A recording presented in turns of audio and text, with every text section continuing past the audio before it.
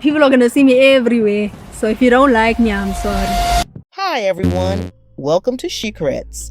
Before we get into it, go ahead and hit that subscribe button if you like raw, unfiltered opinions and the kind of truth that makes folks squirm a little.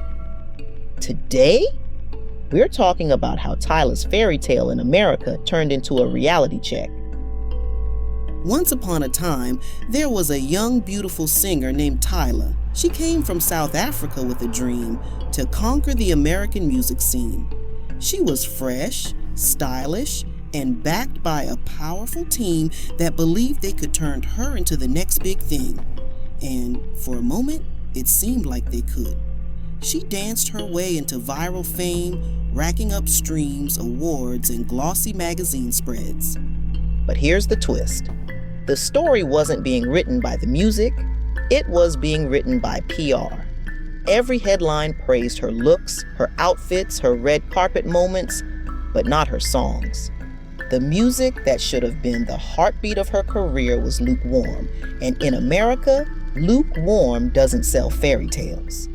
It all started to unravel when she stepped onto American soil and brought with her a word that carries a very different weight here than it does back home: colored. In South Africa, it's a recognized racial category.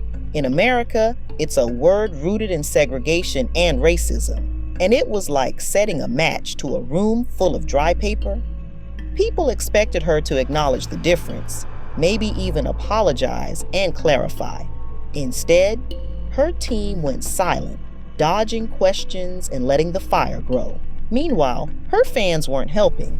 They doubled down, flooding comment sections with, "She doesn't need Black Americans," as if that was a winning strategy in a country where Black Americans are the backbone of so many music genres. You can't tell a community they don't matter and then expect them to stream your album. That's not strategy, that's sabotage. So, when Tyla's debut EP dropped in the US, it sold just 3,000 copies, triple cardboard, and while her music still thrived back home, in America the excitement fizzled fast. Why? Because people didn't feel connected to her. They saw the image, but not the person. No warm interviews, no moments that made you think, "I like her." Just carefully curated appearances and a Breakfast Club interview where her publicist shut down basic questions like she was Beyoncé in her third decade of fame. Her team played the Rihanna handbook but forgot one critical detail. Rihanna had the music and the personality to back it up. Tyla was marketed like a pop princess without giving the audience a reason to crown her. And unlike Bad Bunny or Tems, she didn't adapt her sound or connect it to the culture she was trying to break into. She gave South Africa through and through, which is fine, unless you're trying to sell to people whose taste you've made no effort to understand. Tyla's story proves that in the US, you can't coast on beauty, PR, and overseas hype. Looks open the door, but music and connection keep you in the room.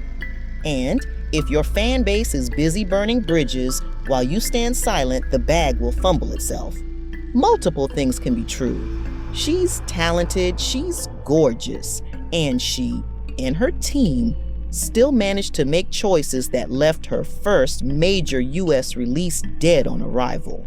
So here she is, still a star in some places, but in America, the fairy tale stalled at chapter 3.